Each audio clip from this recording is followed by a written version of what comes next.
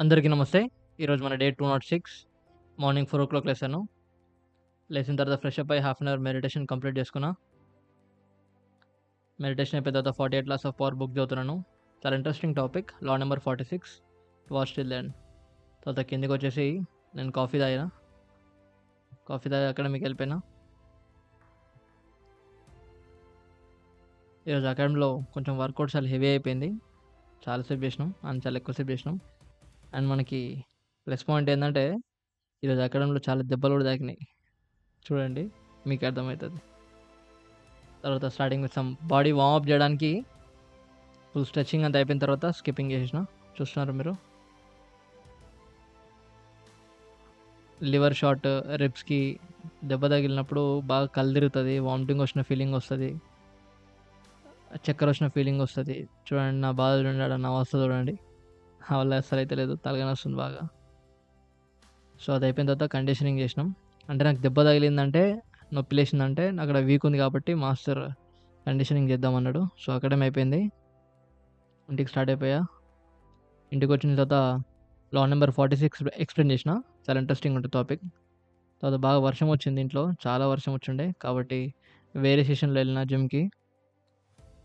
Normal regular టైమ్‌లో ఎళ్ళలేదు. వేరే టైమ్‌కెళ్ళినా. వర్షంలో ఇంట్లో ఉండిపోయినా. ఎటెళ్ళలేకపోయినా. సో, జిమ్‌లో స్టార్టింగ్ విత్ సమ్ వార్మప్. ఈరోజు మనది షోల్డర్ వర్కౌట్ కాబట్టి కంప్లీట్‌గా షోల్డర్‌ని వార్మప్ చేసిన. మీరు చూస్తున్నారు. ఇది షోల్డర్ వార్మప్. దీనివల్ల మనకి షోల్డర్ మంచి వార్మప్ అయితది. Starting with shoulder press machine. Shoulder press machine. So, అక్కడ మనకి జిమ్‌లో ఒక సబ్‌స్క్రైబర్ బ్రో పరిచయం అయ్యిండు. నా వీడియోలు చూస్తాడంట. నా దగ్గరికొచ్చి మాట్లాడిండు. చాలా హ్యాపీగా ఉంటది. తెలవనోళ్ళు సబ్స్క్రైబ్ చేసి వచ్చి కూర్చొని మాట్లాడితే thank you very much brother. Thanks for coming. తర్వాత మీరు చూస్తున్నారు సైడ్ లాటరల్ అండ్ రేడియల్స్. ఎవరో అడ్డం వచ్చిర్రు వీడియోకి. తర్వాత ఫేస్ పుల్స్ అంటాం వీటిని మనం. దీంతో మనకి రేడియల్ ఇన్వాల్వ్ అవుతది. లాస్ట్‌లో ట్రాప్స్ వర్కౌట్. ట్రాప్స్ వర్కౌట్ చేస్తుంటే అక్కడ చెయ్యికి దెబ్బ తగిలి బ్లడ్ కారింది. అది అంతా నడుస్తుంటది కామనే అదంతా మనకి. సో, వర్కౌట్ అంతా అయిపోయింది. ఇంటికి స్టార్ట్ అయిపోతున్నా. That's all for today guys. Watch till the end. Watch the full video. Take care everybody. ఇంటికెళ్ళిపోతున్నా. యాహ్! అందరికీ నమస్తే. Thank you for coming back to the channel again. ఛానల్‌కి మళ్ళీ వచ్చినందుకు థాంక్ యూ. ఈరోజు మన డే 206 ఆఫ్ 369. ఈరోజు మనం 48 laws of power book by Robert గ్రీన్‌లో లా నంబర్ 46 డిస్కస్ చేయబోతున్నాం అన్నమాట. దానికంటే ముందు ఒక చిన్న ఎమోషన్ షేర్ చేసుకోవాలని ఉందన్నమాట. ఏంటంటే ఈరోజు మార్నింగ్ అకాడమీకెళ్ళాం. మీరు చూస్తారు. మీరు చూస్తుంటే నేను మాస్టర్ ఉంటారు. మాస్టర్‌తో పాటు ఇంకొకాయన ఉంటారు. వాళ్ళిద్దరు కలిసి నా పైన అటాక్ చేస్తుంటారు. నేను వాళ్ళిద్దరికి అటాక్ చేస్తూ డిఫెండ్ చేస్తుండాలి. కాబట్టి బాగా దెబ్బలు తాకినాయి. కాళ్ళకి, రిబ్స్‌కి, హెడ్‌కి, చెవుకి చాలా పెయిన్స్ ఉన్నాయి. సో, ఇక్కడ నేనేం చెప్దాం అనుకుంటున్నా అంటే, నా మైండ్ ఒకవేళ నేను నా మైండ్‌కి ఇంపార్టెన్స్ ఇచ్చి, నాకు నచ్చింది జేయాలి, లేకపోతే నేను ఎట్లా ఆలోచిస్తే అట్లా జేయాలనుకుంటే 100% ఇప్పుడు నేను రికార్డింగ్ జేయకపోయేవాడిని. ఎందుకంటే, నాకు రెస్ట్ తీసుకోవాలని ఉంది. నాకు రిలాక్స్ తీసుకోవాలని ఉంది. బట్ అయినా ఐయామ్ డూయింగ్ ఇట్. ఎందుకంటే, మనం తీసుకున్న ఛాలెంజ్ ఎలాంటిదంటే discipline challenge. No matter what happened in our life. మనం అనుకున్న పని రెగ్యులర్‌గా చేయాలనేది మనం తీసుకున్నాం కాబట్టి డెఫినిట్‌గా నాకెలాంటి అంటే నేను ఎట్లా ఫీల్ అయినా ఇప్పుడు నాకు ఈ రైట్ లెగ్ నొస్తుంది, ఈ లెఫ్ట్ హ్యాండ్ నొస్తుంది, ఈ తలకాయ నొస్తుంది. ఇవన్నీ నొస్తున్నాయి. బట్ స్టిల్ మన కర్తవ్యం. మనం పెట్టుకున్న మన ఎయిమ్, మన గోల్ ఈరోజు చదవాలి. చదివిన దాన్ని ఎక్స్‌ప్లెయిన్ చేయాలి. Along with that it is a part of the day. తర్వాత కొద్దిసేపు అయినాక నేను జిమ్‌కెళ్ళాలి. So many things are there. కాబట్టి never ever, never ever give up. ఎలాంటి సిట్యుయేషన్ వచ్చినా, ఎంత కష్టం వచ్చినా, బాడీ పెయిన్స్ వచ్చినా, ఏమొచ్చినా గాని మనం ఒక పని అనుకున్నామంటే ఆ పనిని 100% చేసి తీరాలి. అట్‌లీస్ట్ ఒక గంట చేసే పనిని కనీసం అర్ధగంటన చేయాలి కానీ, ఆ ఎక్స్‌క్యూజ్ చెప్పి మనము ఆ పని చేయకుండా మానేసుకోవద్దనమాట. సో, ఇప్పుడు నేను ఇక్కడుండి నాకు రెస్ట్ కావాలి, నాకు ఓపిక లేదు, నేను ఈరోజు రికార్డింగ్ చేయలేనని కూడా చెప్పొచ్చు. బట్ స్టిల్ నేను నేర్చుకున్నా కాబట్టి, ఆ నేర్చుకున్న టాపిక్‌కి ఈరోజు మీరు నా వీడియో చూస్తుంటే, ఆ వీడియోకి మీకు ఎంతో కొంత వాల్యూ యాడ్ అవ్వాలి. ఊరికే వచ్చి ఏదో టైమ్ పాస్‌కి చూసి వెళ్ళిపోవడం కాకుండా మీరు నా వీడియోకొచ్చినందుకు ఏదో ఒక పాయింట్, కొత్త పాయింట్‌ని నేర్చుకొని ఎళ్ళాలనే ఒక ఉద్దేశ్యంతోని నాకు ఎటువంటి పరిస్థితి ఉన్నా, నాకు ఇంట్రెస్ట్ ఉన్నా, ఇంట్రెస్ట్ లేకున్నా, ఒకవేళ నాకు చెప్పడం ఇంట్రెస్ట్ లేదు అసలు యాక్చువల్‌గా. ఇంట్రెస్ట్ అంటే ఇన్ ద సెన్స్ బాడీ సహకరిస్తలేదు. But still I am trying to say this point. So, law number 46 చాలా కేర్‌ఫుల్‌గా వినండి. చాలా ఇంపార్టెంట్ అన్నమాట. సో, నేను ఇలాంటి కేస్‌లో ఉండి కూడా నేను చెప్తున్నానంటే I am trying to add value to your time. అంటే మీ టైమ్‌కి నేను ఎంతో కొంత వాల్యూ యాడ్ చేద్దామని నేను నా ఫీలింగ్స్‌ని గూడా పక్కబెట్టి, నా ప్రాబ్లమ్స్‌ని గూడా పక్కబెట్టి చేస్తున్నా కాబట్టి మీరేం జేయాల్సిన పని లేదు. మీరు జస్ట్ పే అటెన్షన్. ఏదో అన్ని వీడియోస్‌లకు ఒక ఎంటర్‌టైన్‌మెంట్ వీడియోలాగా చూడకండి నా వీడియోని. నా వీడియో చూసినప్పుడు ఇక్కడ ఈ వీడియోలో ఈ సర్టెన్ పాయింట్‌లో అర్జున్ ఏం జెప్తున్నాడు, ఆ టాపిక్ నేనేం నేర్చుకోవాలి, దాన్ని నా డే టు డే లైఫ్‌లో ఎట్లా అప్లై చేయాలి, ఈ యొక్క పర్స్పెక్టివ్‌లో నా వీడియో చూడండి. That's it for me. నాకు అంతకంటే ఎక్కువేమొద్దు.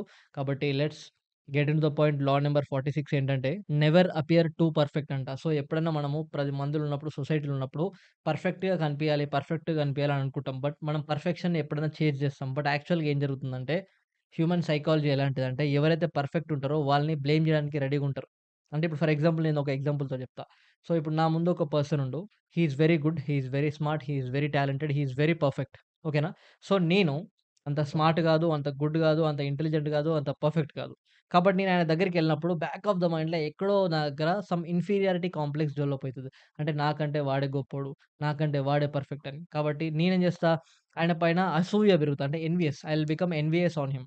ఆయన పైన నాకు అసూయ వస్తుంటది. సో, అట్లా మనం గమనించండి. మనకంటే ఎవరైనా బాగున్నప్పుడు మనకి వాళ్ళ పైన సమ్ డిగ్రీ ఆఫ్ అసూయ పెరుగుతది. కదా! సో, ఎప్పుడైనా గమనించండి. మనం పర్ఫెక్ట్‌గా ఉండాలి, పర్ఫెక్ట్‌గా ఉండాలి, పర్ఫెక్ట్‌గా ఉండాలి. అందరికంటే నేను పర్ఫెక్ట్‌గా కనబడాలి అన్నప్పుడు డెఫినిట్‌గా నువ్వు ఆ పర్ఫెక్షన్‌ని చేజ్ చేసే టైంలో కొందరు చుట్టుపక్కల నుంచి ఉన్న జనాల నుంచి అసూయ కూడా పొందుతావన్నమాట. కాబట్టి అది మనకు అవసరమా? సమ్ టైమ్స్ కావాలని ఇంటెన్షనల్‌గా డంబ్‌గా యాక్ట్ జేయాలి. సమ్‌టైమ్స్ కావాలని ఇంటెన్షనల్‌గా ఒక అన్‌ఇంపార్టెంట్ పర్సన్ లాగా అంత ఇంటెలిజెంట్ కాదు. వీడేంట్రా ఇంత దమ్మున్నోడు, వీడేంట్రా ఇంత అమాయకుడు అన్నట్టు కనపడాలి. అప్పుడైతే జనాలు మన పైన అసూయ ఉండదు. మనల్ని ఎవరు ఎలాంటి రకంగా అటాక్ చేయలేరనమాట. So, we are safe. Yes or no? So, ఎవరికైనా మన పైన అసూయ ఉందంటే వాళ్ళు ఒకటి ఐదర్ మనకంటే ఎక్కువ కష్టపడి మనల్ని దాటాలి. రైట్? రెండోదేంటంటే వాళ్ళేం జేస్తారు, కష్టపడి దాటడం ఎందుకురా! వాడిని మన దగ్గర గుంజుకుందాం కిందికి. మీకు అర్థమైందనుకుంటున్నా. ఒక్కో పర్సన్ ఈ స్టేజ్‌లో ఉన్నాడు. పర్ఫెక్షన్సీ ఇక్కడ వరకున్నాడు. సో, ఈ పర్సన్‌కి అతని మీద అసూయ పెరిగి హార్డ్ వర్క్ చేసిండనుకో, ఆయన కంటే ఇంకా మంచి స్టెప్‌కెళ్ళే అవకాశం ఉంది. ఈడేం చేస్తాడు, హార్డ్ వర్క్ చేసే అలవాటు లేదు గదా!